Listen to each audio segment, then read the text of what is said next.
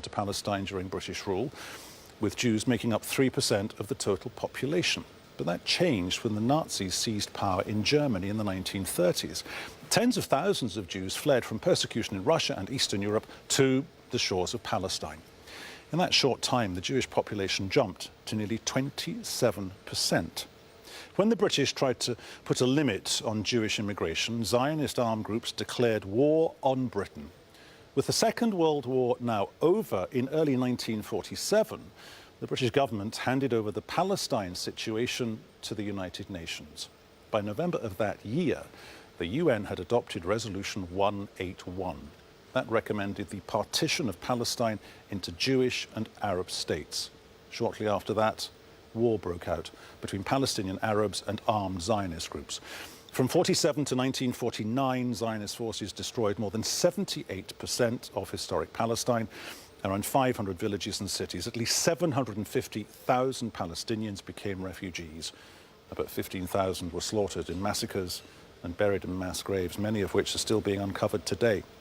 May the 15th, 1948, became the official day for commemorating the Nakba, and it paved the way for the creation of what is today the State of Israel. We have teams covering this evolving story at all the key flashpoints. Alan Fisher is in the occupied West Bank. Huda Abdelhamid is in Gaza. But first, we begin with Harry Fawcett, who shows us how Israeli Jews and Palestinians are reflecting on 70 years of divided history. As with so many places in this bitterly contested land, in Ein Hod you can find in miniature the story of Israel's creation and the Palestinian Nakba, or catastrophe. Today it's an artist's village. Day trippers browse its galleries, eat and drink in the restaurant that was once a mosque. Asim Abu al-Hijja was 3 years old in 1948, and Ein Hod was his home. The village came under repeated attack during the Arab-Israeli war. His mother carried him out in the final exodus. He's lived ever since, just a couple of kilometers away from what for him remains the family home. We haven't deserted the area, even for 1 minute, but our new village has no proper streets, homes built without permissions. Your land is being used by them, but you can't set foot in it. How are you going to integrate in this life? Abi Yehoshua was 11 when the State of Israel was declared. As one of the country's leading left-wing literary voices, he acknowledges the Palestinians' pain. But for him, the Zionist project answered two needs: a return home after 2,000 years for a wandering diaspora, and more urgently, a refuge following the Holocaust. In the Holocaust, we had been killed not for territory, not for ideology, not for religion, not for material. We had been killed like microbes. Yehoshua, though, has been dispirited by the changes in the nature of the country he sees as essential to the Jewish character. An inexorable move towards the political right, spurred by 50 years of occupation and the failure to reach the two-state solution he long advocated. I never saw such sentiment of fascism, of racism, that were coming recently from part of the Israeli society. I'm scared about it. Uzi Rabi spends most of his time considering threats from without, not within Israel. As head of a prestigious Middle East Studies Center at Tel Aviv University, he regularly advises policymakers. Israel is not a state like any other state. It should not be taken for granted. But the opportunity for Palestinian statehood alongside, he says, has passed. You are using in the 21st century notions of the 20th century. It is too late for Palestinians to demand for a state now because, there is a Trump administration. I am familiar with parts of it. This is something which speaks about state minus or autonomy plus. Israel's early identity was closely tied to the secular socialist Zionism lived out on the kibbutz. The socialism has largely given way to 21st century corporate consumerism. Israel brands itself the high-tech start-up business nation. The secularism is also coming under increasing pressure from the growing influence of the religious right, which for many non-religious Jews impinges ever more on politics and on daily life. So, generations after those who experienced the dispossession firsthand, how does a young Palestinian citizen of Israel find her place? For 17-year-old Riham Saleh, one way was to organize a history tour of her native Haifa to re-engage her peers in the story of the Nakba. My identity is very personal, and it's something that I've created with the years, and it wasn't something that I took simply. It's something that I'm very afraid and scared to lose. As a Palestinian here, I'm always under this pressure to not be a Palestinian, to not feel as a Palestinian, to lose that part of who I am, and I cannot let that happen. A.B. Yehoshua has outraged some of his longtime allies on the left by advocating making West Bank Palestinians living under military control in so-called Area C full Israeli citizens. He denies its annexation, rather a long-term path towards some kind of confederation and a move against what he says is apartheid. And I put it in the name of cancer, like cancer. When somebody say I have cancer, you don't regard about other problems he had a heart attacks, he had this, etc. First of all, to stop the cancer. Assam Abu al-Hajja says living the entirety of Israel's history within touching distance of his home has killed him 100 times a day. But it's also kept alive his hope that he will one day return. OK, let's speak to Harry now, who joins us live from Damascus Gate, outside the Al-Aqsa Mosque compound in occupied East Jerusalem. Unprecedented scenes of violence today, Harry. More than 60 people killed, scores more injured, of course, but quieter today, perhaps, where you are compared to other areas that we've been highlighting. That's right. I mean, I think in that piece we were trying to kind of step back from some of the violence and the extraordinary scenes we've seen this week and indeed in recent weeks, and try and get a gauge on how people have experienced this 70 years and what they think about going forward. And I think as well, we're a long way from, in all senses, from the kind of demonstrations we've seen in Gaza, the kind of Israeli response that we've seen in Gaza here in Jerusalem on this Nakba day.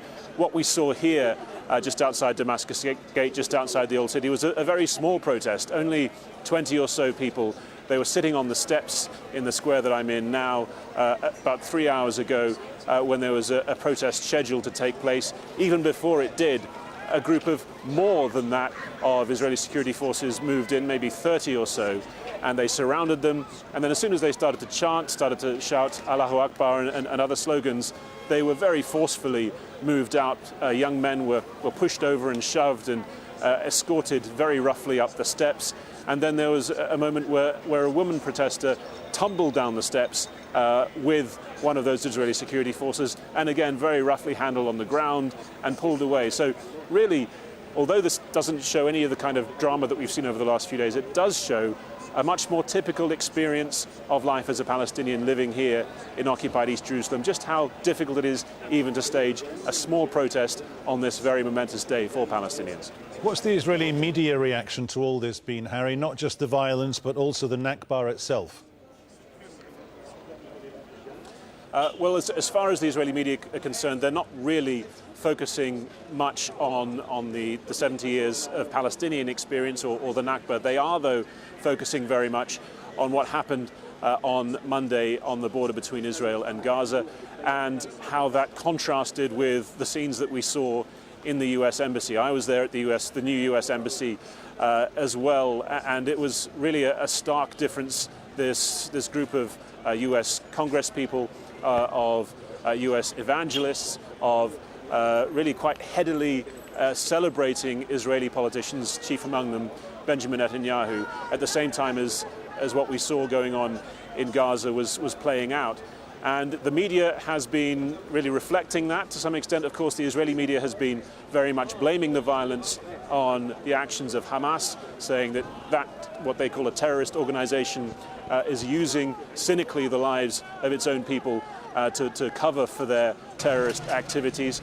But they did acknowledge as well that split-screen nature of what took place. The headlines, the front pages, a lot of them did show the contrasting images, saying that, as well, there was commentary that the Israeli television stations were showing just the embassy, whereas international TV stations were showing both sides of this extraordinary day play out. And so there is some concern, as well as the celebration of what has been widely regarded as a huge political success for Benjamin Netanyahu, the Israeli Prime Minister, in securing the US Embassy here in Jerusalem. There is concern that the image being projected to the wider world, and indeed the potential for further conflict, for further violence and that Israel may get drawn into something which, in the language that was being used by the commentators, which could really turn round this air of celebration that we've been seeing in recent days here. Thanks, Harry. Al Jazeera's Stephanie Decker and her crew met a family in Gaza who were forced out of their home in what is today Israel. They haven't been able to see their home in decades, which is just 10 minutes away. So the family sketched a map and we travelled to Ashkelon to see what had become of their property. He's my father, and he was searching for our grandfather's grave. This photo was taken in 1984. 36 years after the Souedja family was forced to flee their homes as the Israeli army advanced. The town was called Al-Majdal at the time, known in Israel today as Ashkelon. The family had no idea they would never return. And how does it make you feel when you look at that picture? Do you feel anything, or is it just part of history? It's not history, it's our life. Until now we believe and we will believe, and other kids will believe that we belong to this area, to this point. My father, he did that to tell us that here is your home, your house. Don't forget this place because you belong to this place. The last time Mr. Souedja was able to visit his house was 27 years ago. He hasn't been able to return since, and so we agree that we will try to find it. He draws us a map from memory. This is the house, south of the mosque. We, unlike the majority of Palestinians, can leave Gaza fairly easily. We depart through the Israeli-controlled Erez Crossing or Beit Hanun. We want to know if the house is still standing or if anyone's living there. So we have the map that Mr. Souedja drew for us. We are now in Ashkelon. I'm going to try and find the house. According to this map, it is south of the mosque. We found the old mosque. That's where it is. And according to what he remembers, his house is just south of it. A little later, we think we find the house. We video called Mr. Souedja in Gaza to see if it's the right one. He's at work. Is this the house? This is the house, yeah. This is the house, this is the house. Yeah. Yeah.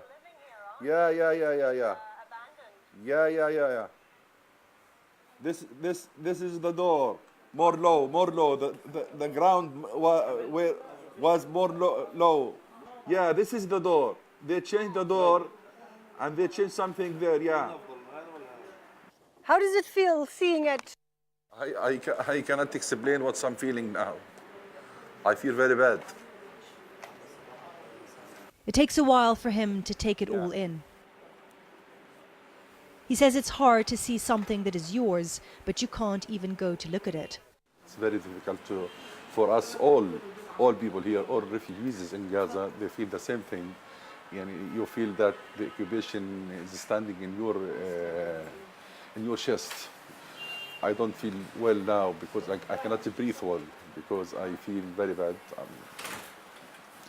It's not easy to explain.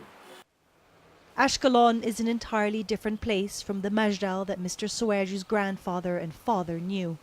Despite this, he remains convinced that either he or his children or grandchildren will one day return. Stephanie Decker, Al Jazeera, Gaza. Well, the memories of the Nakba are still fresh in the minds of Palestinian refugees from 1948. They may have aged, but the hope still lingers of a return to a homeland. Alan Fisher with one such story now of a Palestinian from the village of Zacharia in the occupied West Bank. It's been 70 years since she lived here, but Jamila Al-Yesi still calls this home. I remember living here with my 6 sisters, our 4 brothers and our parents. We used to have 2 other homes here. Do you see the pomegranates? My father planted these. She was just 10 when she was forced to leave the village of Zacharia near Hebron, Jewish armed groups claiming the land as their own. They came after sunset while my brother was loading the camel with barley. They fired a bomb at us. It was a smoke grenade. We started screaming. We went that way. It got dark, and we were surrounded by others fleeing with their livestock. They fired at us. We ran and screamed. This house, this story isn't unusual. In 1948, More than 750,000 Palestinians were forced from their home, and every day since, the people have been hoping, waiting for a chance to return. It's been a while since she visited, but she can't help but try to make the place look better. Now she lives on the edge of the Daheshe refugee camp in Bethlehem. Built for 3,000, the population in this packed piece of land is now almost 15,000. Her husband was also forced from the village. He took his life savings and bought some land near Bethlehem. That was confiscated, and a settlement, illegal under international law, was built on part of it. Israel is above the international law. How many UN and United Nations Security Council resolutions did they ignore? There are now more than 150 settlements on Palestinian land, and they're expanding. Not only are they getting bigger, they are building more. And there, they have little sympathy for the immediate past. I think this land belongs to us before the Palestinians even learned what land is. We own this land since our father Abraham. The Arabs spread. This place belongs to us. They don't belong here.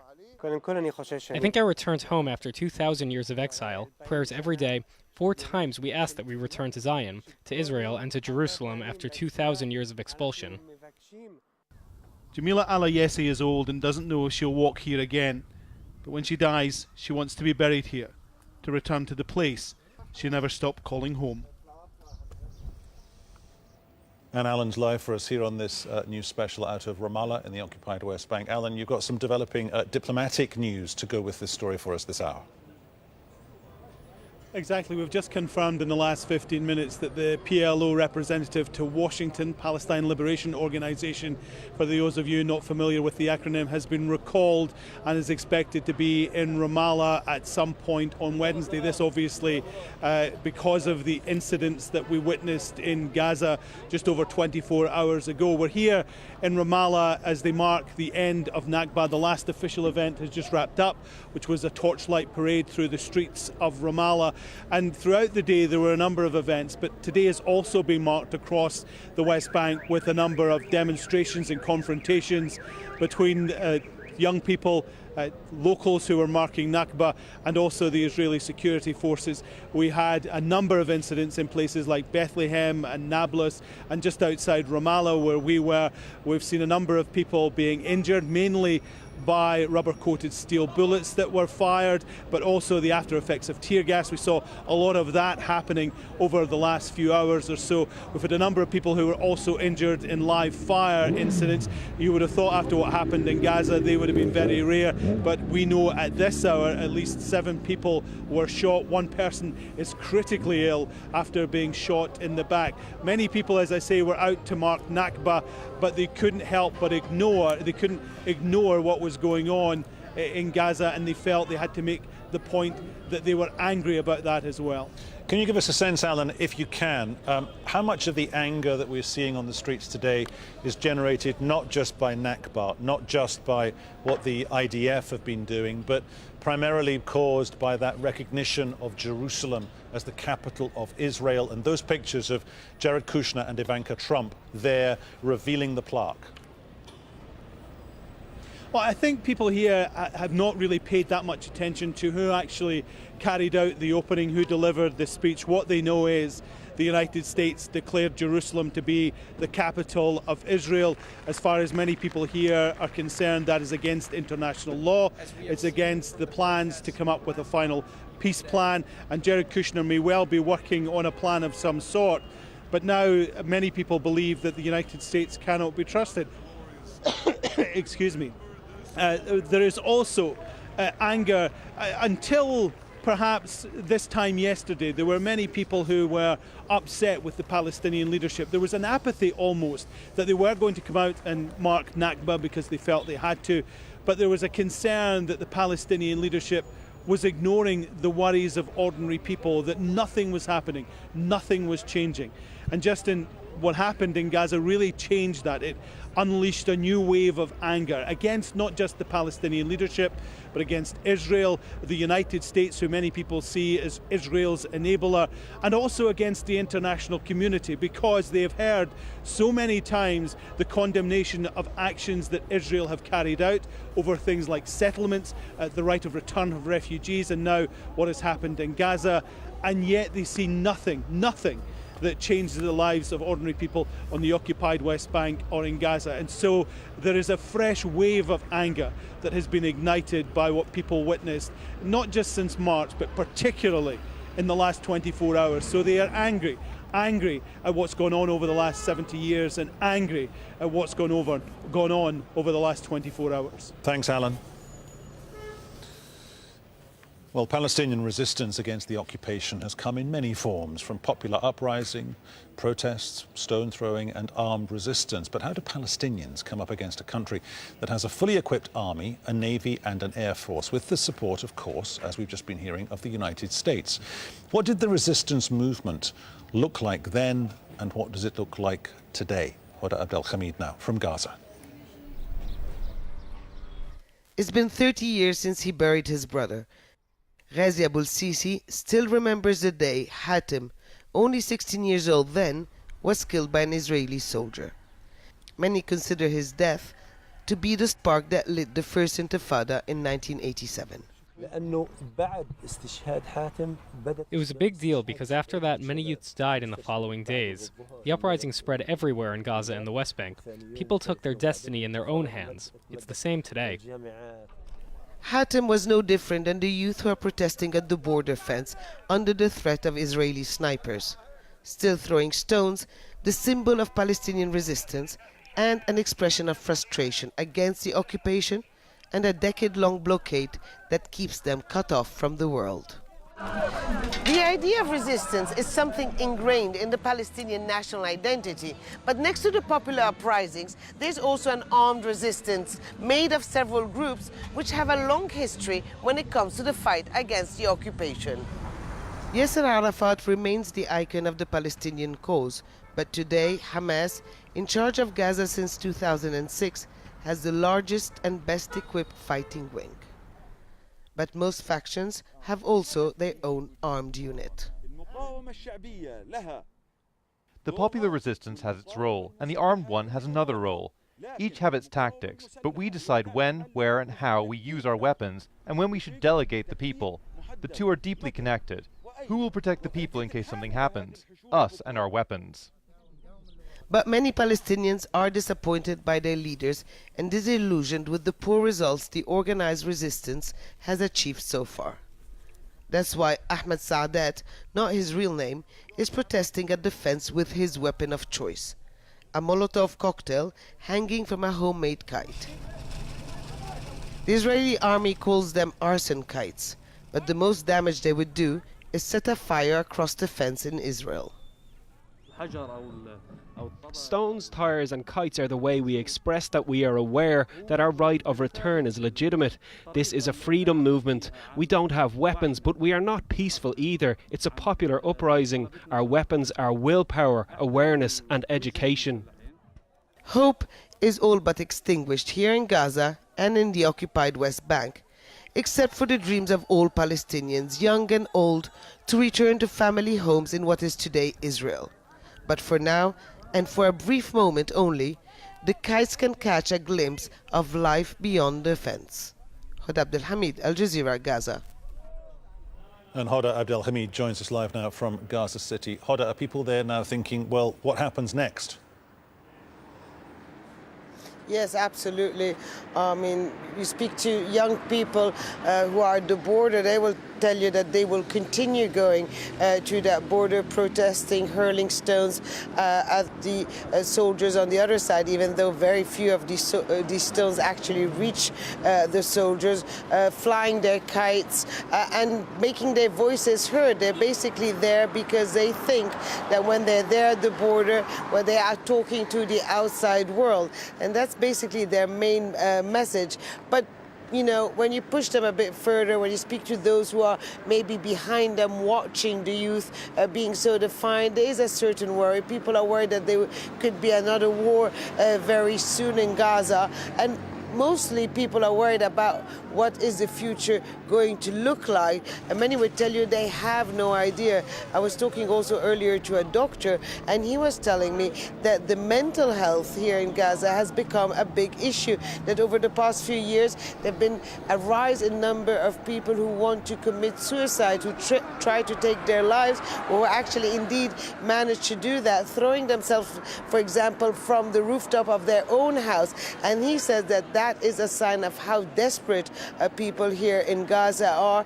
And he says the worst part is when they come to ask you, when is this going to end? Well, nobody has an answer for that. And that is the worst part for people to take in. And according to the doctor, it's because of that idea that there is no end in sight to the blockade, to the misery, to the lack of future, that these youth go to the border fence knowing very well in the morning that when they leave their homes, they don't know if they will return.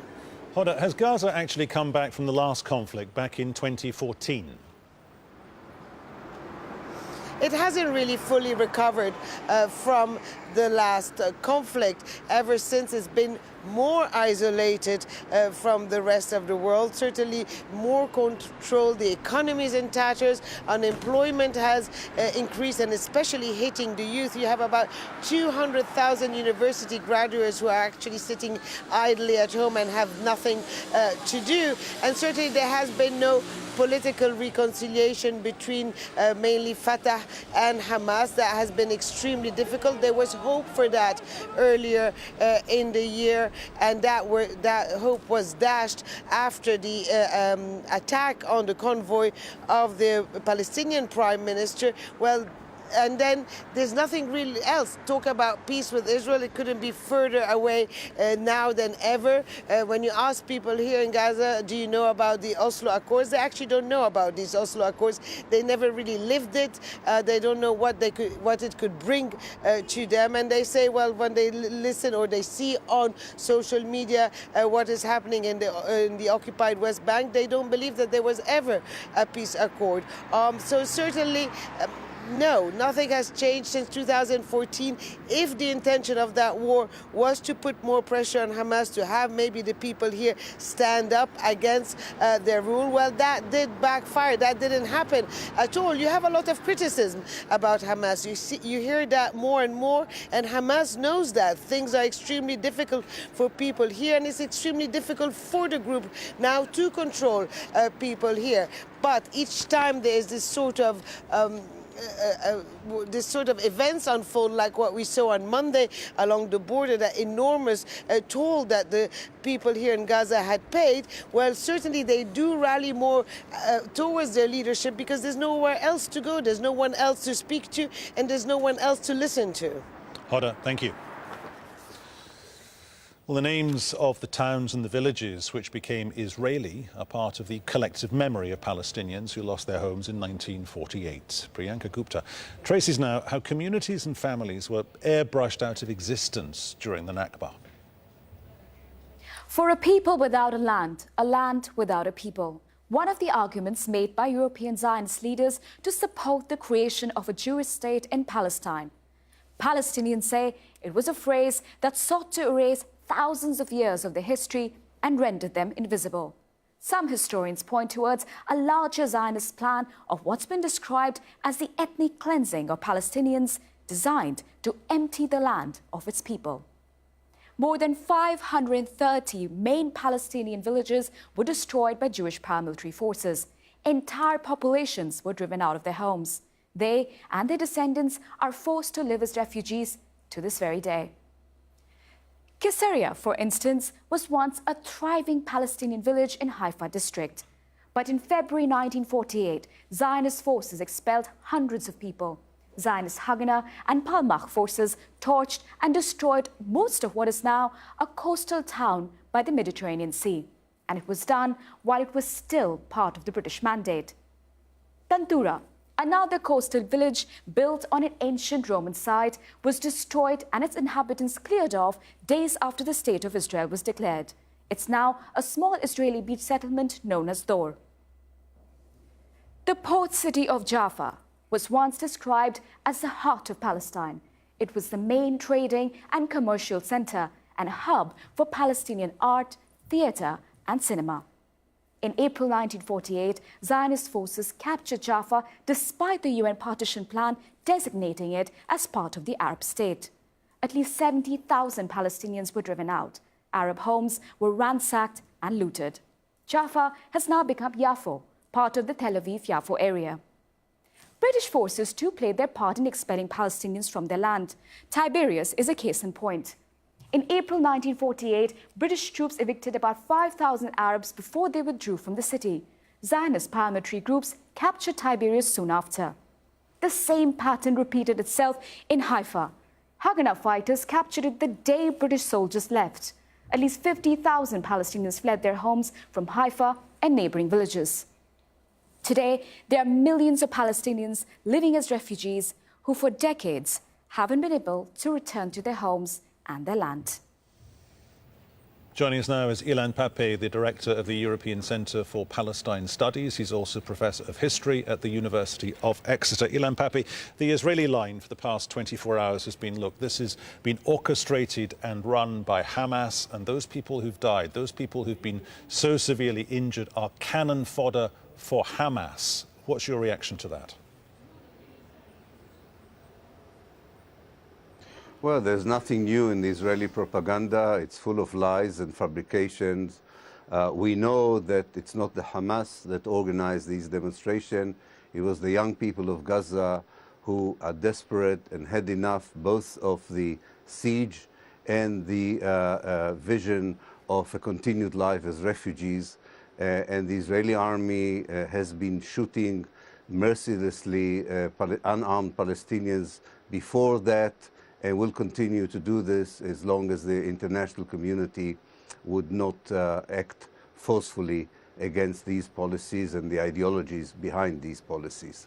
Is there a dynamic for Israel here, and it's this perhaps, that it as a country, as a state, it cannot accept the fact of Nakba, because if you accept the fact of Nakba, you have to accept the right of return. If you accept the right of return, in that millisecond of taking a decision, the Jewish state ceases to exist. No, Israel as a racist state ceases to exist the moment it allows the right of return to be implemented. Israel ethnically cleansed the Palestinians in 1948 because the very idea of a Zionist state is to have a state on much of Palestine as possible, with as few Palestinians in it as possible. This is still the vision of all the Israeli political parties and all the Israeli politicians. The means of achieving that vision have changed. In 1948, it was through massive expulsion. Since 1967, it is through enclavement and demolition of houses and all kinds of other crimes, war crimes and crimes against humanity. And what we see today in Gaza is part of the same Israeli strategy that sees the Palestinians as enemies, as potential terrorists, and as the main obstacle for creating and maintaining a racist Jewish state that unfortunately the international community in the last 70 years still legitimizes as if this can be also part of a world of democracy, human rights and civil rights. And when you're talking about civil rights and democracy and human rights, what is it about Israel that stops it admitting to or perhaps dealing with another potential reality, that a right of return might be constructive, it might be transformative, it doesn't have to be destructive? No, you have to understand the nature both of the Zionist movement that created Israel and the character of the state that this ideological movement created. It's a settler colonial movement that created a settler state, very much like apartheid South Africa. There is no room for anyone who is not part of the settler community, and anyone who is not part of the settler community is a threat, either potential or real threat, to the settler state. Therefore, their refusal to allow the Palestinians to return is nothing to do with the capacity of the country. It has to do with the ideological nature of the country. And this is the main reason, not only for the policy that does not allow Palestinians to return, it is also the same reason for the policy of oppression, colonization, dispossession, and the incremental genocide that is taking place now in front of our eyes in the Gaza Strip. Ilan Pape, thank you very much. Now, it's been a day of diplomacy at the United Nations in New York. Claim and counterclaim on the ground and among the politicians on both sides of this 70 years of a divide. But the real story is about the people who live every day of their lives with the reality of Nakba. Here's their story in their words. In 1947, the Jews were attacking us on a daily basis. They came from one of the first Israeli settlements, and they used to assault us and run. My father brought us here to the West Bank, leaving everything behind. The house, our property, our stocks of food. We first lived in camps. We adapted and survived.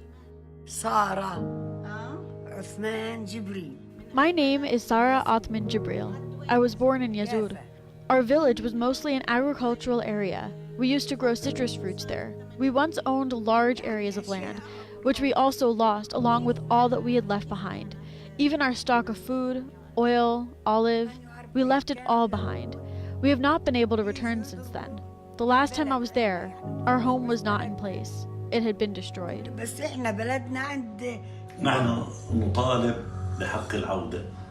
We had all hoped to return one day. That is why each of us still holds the key to our property. Until this day, we are all hopeful that we will return. We will not falter or repent. We will not give up on our right to return. The Jews are not entitled to a single inch of the Palestinian territories.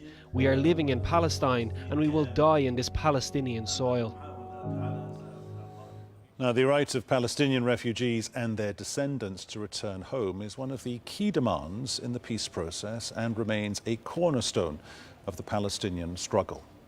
A demand on Israel when it joined the UN in 1949 was that it would agree to Resolution 194. That's the right of Palestinian refugees to return to the homes they left just the year before. But after the war in 1967, Israel continued to deny them that right.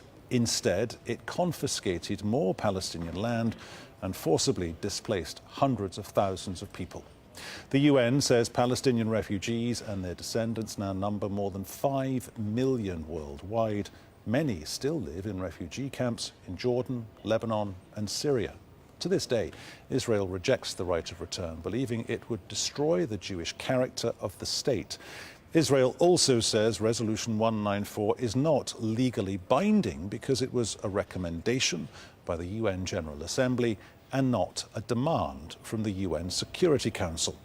In 1967, the UN Security Council adopted Resolution 242. Now, that one calls for a just settlement to a refugee problem. But for Palestinians, this has been a stumbling block. It didn't say they should be given political rights or territory.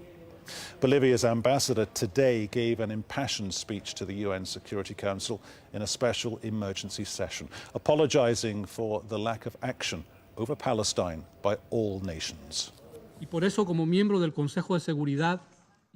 Security Council, not just in recent years, but in recent decades, has failed the Palestinian people. And so, as a member of the Security Council, in the presence of my brother, the ambassador of Palestine, with us today, and through him, I wish to ask for forgiveness and say how sorry I am to the 6 million Palestinian refugees who've lost their homes and today live in camps far from the lands that saw their birth.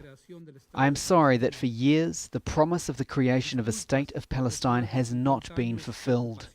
I am sorry for the more than 50 years of occupation and for the continued increase of Israeli settlements in occupied Palestinian territory.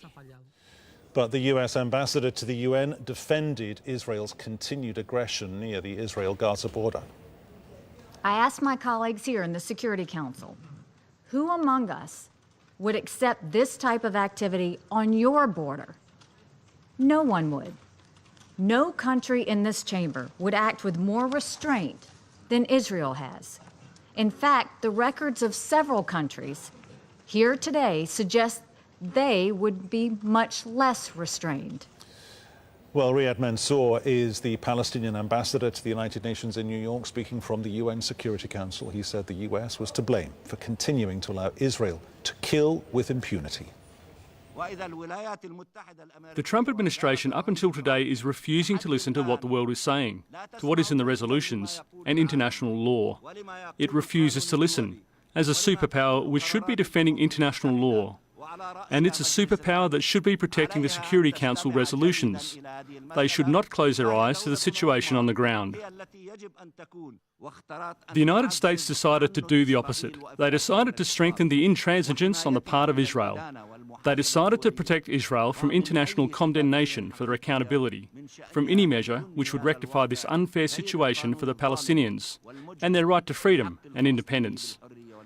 This was the most recent decision on Jerusalem, motivated by the right-wing government in Israel to implement their policies and illegitimate practices, including the broad daylight murder of innocent civilians without any fear of consequences, because Israel has always had impunity.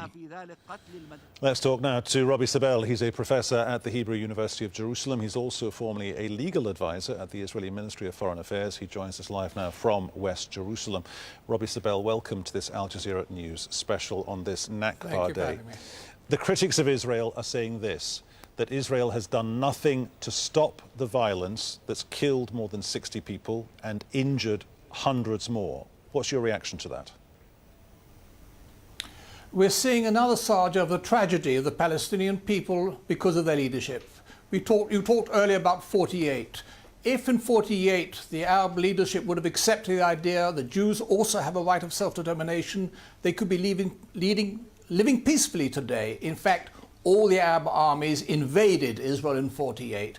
We're again seeing Hamas using its population not for building an economy, not for building a society, but for trying to destroy Israel. It's a real tragedy, and I agree, Nakba is a real tragedy for the Palestinian people. We could have seen a vibrant Palestinian state next to Israel, but for this they have to accept that the Middle East is a pluralistic area. It's not a purely Muslim area. Okay, where is the evidence to support your assertion that Hamas is exploiting its own people here? Yes, we've seen the military claims that Hamas is using its own people as human shields. There's no evidence of that. We are seeing people on the ground, yes, young Palestinian men armed with tennis rackets because they are so good at getting the tear gas pellets back from where they came, they hit them with tennis rackets. That's not evidence of Hamas propagating or running a military machine as claimed by the Israeli military. Well, the answer is their tennis rackets have been fire bombs, hundreds of fire bombs. I've seen the fires themselves, grenades, revolvers, wire cutters. This is not a peaceful demonstration. And they were paid by Hamas. And by the way, an interesting proof is today, Hamas decided to stop it, and it stopped. In other words, there are about 4,000 people today, 40,000 yesterday. At the turn of an instruction by Hamas, they have stopped the demonstration. They can renew it again. This is not a civilian peaceful demonstration. It's an attempt by Hamas, and they've won it. In other words, they gain world opinion by seeing casualties. And I agree with you, when you see casualties, it hurts. But this actually serves Hamas's purpose. They wanted to have the casualties to show it to the world. It's a real tragedy for the Palestinian people, as it is for us. Robbie Sabel, we'll leave it there. Thank you very much. Thank you. Well, since 1948, there's been one tragic event after the next one in Israel and the Palestinian territory. Laura Burden-Manley has more on the history of Palestinian uprisings since Al-Aqba. Well, a lot has happened since 1948. Countless conflicts spanning more than 6 decades have killed many more people. For Palestinians, almost 2 decades after Al-Nakba came another tragic event, Al-Naqsa, or the setback. After the 1967 war, hundreds of thousands were expelled from their homeland when Israel captured territory in Gaza, the West Bank, East Jerusalem and the Golan Heights. In 1978, numerous uprisings by the Palestinian Liberation Organization in the Golan Heights led to an Israeli incursion into Lebanon. By 1982, the two countries were at war. In 1987, protests against the Israeli occupation turned into a popular uprising. Palestinians held strikes. Young people took to the streets. It was the first intifada. Israel reacted by killing and deporting Palestinians, closing universities and making mass arrests. The violence would continue for 5 years. Then, in 1993, Israel and the PLO signed the Oslo Accords. It allowed for limited Palestinian self-rule in Gaza and the West Bank. But when Israeli leader Ariel Sharon visited the Al-Aqsa Mosque compound in 2000, he set off another round of anger and unrest by declaring one of Islam's holiest sites would always remain under Israeli control. The Second Intifada had begun. Over 5 years, at least 3,000 Palestinians and nearly 1,000 Israelis were killed. Under a ceasefire deal in 2005, Israel removed all settlements and troops from Gaza, but it still maintains control of its airspace, waters and entry points. And in July 2006, Israel launched airstrikes in Lebanon and bombed Beirut's airports. 2 years later, the Gaza war broke out. Israel bombed populated areas of the enclave in what Palestinians called a massacre. Hamas shot rockets over the border, and Israel was accused of unlawfully using white phosphorus munitions. More than 1,300 Palestinians and 13 Israelis were killed. History would repeat itself in an 8-day war in 2012, with more than 160 Palestinians and 6 Israelis killed. But it was the 2014 bombing of Gaza which would have the highest human costs. More than 2,100 Palestinians were killed, most of them civilians. 66 members of the Israeli army, 6 civilians and a Thai national were also killed. Now, in October 2015, young Palestinians were accused of a series of knife attacks in the West Bank and Israel. Many were shot dead by Israelis, and within 2 years, attacks on either side had killed at least 285 Palestinians and 42 Israelis. Well, now tens of thousands of Palestinians are taking part in protests along Gaza's border with Israel. They're calling it the Great March of Return, and their demands are simple: the right to return to their homes they left behind in 1948. Beverly Milton-Edwards is a visiting fellow at the Brookings Doha Centre. She's also formerly the EU Special Advisor to the Middle East peace process. She joins us from our studio in Belfast. Beverly Milton-Edwards, one's not picking up on a particular degree or a strong degree of outrage outside of the Gaza-Israel border area. Do the Palestinians feel almost completely abandoned on this Nakba Day? I think that if you look at their demands for rights and recognition, you might understandably see why Palestinians feel so abandoned and alone, because what we can see is that despite the atrocity that has taken place, or the allegations of the atrocity that has taken place, what we haven't seen is any movement from the international community to grant a hearing, to increase the leverage to bring Israel and the Palestinians together around a negotiating table to debate and to reach peace according to these rights. 70 years on, how valuable are Palestinian lives? If 50 Israelis had been killed in Jerusalem yesterday, say, when Jared Kushner and Ivanka Trump were doing their thing at the embassy, would the coverage have been utterly, totally different? No, I think that we all agree, and thanks to the attentions of the international media, that every life is sacred, and that journalists, independent journalists, human rights organisations and UN organisations, and as we can see from the debates today at the UN Security Council and in the General Assembly, Palestinian lives, no matter how they're lost, Israeli lives, no matter how they're lost in this conflict, do matter and should be debated, so that we can get further along the road to a just settlement of this conflict, because without this just settlement, there'll be insecurity for both sides. And I'm sure that Israelis nor Palestinians really want to look forward to the next 10 to 100 years without the prospect of peace on horizon. But Jared Kushner went away from his prepared text when he was giving that speech at the US Embassy in Jerusalem. He was talking about supporting a peace agreement. How can he possibly say, unelected though he is, how can he possibly say, I support the process for peace? There is no peace process, and yet he's there doing the one thing guaranteed to make the situation worse, not better. Well, again, I mean, Jared Kushner in many respects is speaking for himself. He enjoys no official position in terms of American policy on the peace process. Now, what we need to look at is the role of the Americans in forums such as the United Nations and the responses of the rest of the international community. Now, surely we recognise that America, by making the move of the embassy from Tel Aviv to Jerusalem, has broken with the international consensus, and questions are being asked. And what we are seeing is evidence that from other parties within the international community, including the European Union, major states like Turkey and South Africa, that they're not going to go along with the American move, and that they themselves will make their own efforts towards achieving some form of peace in the Middle East. Understood. Beverly Milton Edwards, thank you so much for your time here on Al Jazeera. That's it from me, Peter Dobby, and this Al Jazeera News Special. Continuing coverage through the coming hours on this network. From everyone on the team here in Doha and on the ground in the Palestinian territory and Israel, thanks for watching. We'll leave you with some images of the past few days, days of fighting, death and injury, days that have changed the relationship between the Palestinians and Israel, undoubtedly. Bye-bye.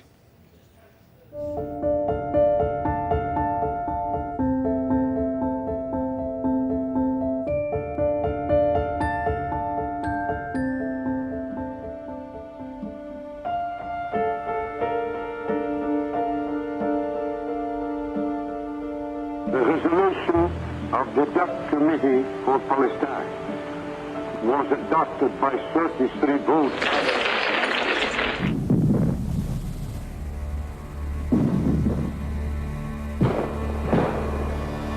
Jews proved themselves readier than the Arabs to profit by the British withdrawal. In the fighting for Jerusalem, the old city was captured by the Arab Legion. Elsewhere, the troops of the new Israel prevailed.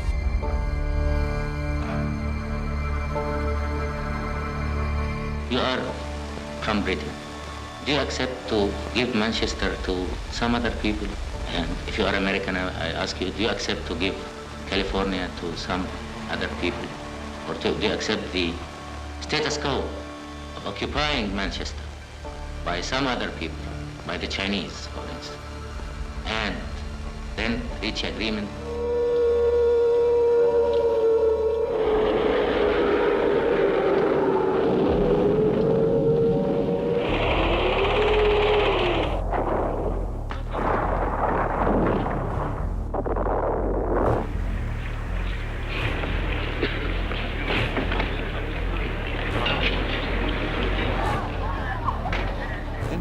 قدرنا الذي لن نهرب منه هو أننا ندافع عن أرضنا وعن مقدساتنا المسيحية والإسلامية وعن قدسنا الشريف وعن حقنا في الحرية وفي الاستقلال الوطني وتقرير المصير وحق اللاجئين في العودة إلى وطنهم. Many of the people living in Gaza today are refugees, and they're demanding their right to return home. There really is a feeling here that people have lost their fear. They get right up to the border fence. The people here will tell you they have absolutely nothing left to lose.